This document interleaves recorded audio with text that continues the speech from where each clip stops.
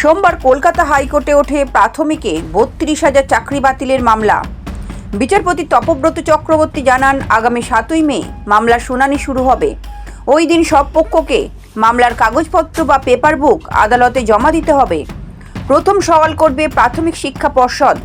একাধিক আইনজীবীর বক্তব্য একসঙ্গে শোনার সময় নেই আদালতের। বিচারপতি জানিয়েছেন যে আইনজীবীদের বক্তব্য একই, বিষয়ও একই। সেক্ষেত্রে কোনো একজনের নেতৃত্বে তাদের নিজেদের বক্তব্য একসঙ্গে আদালতে পেশ করতে হবে।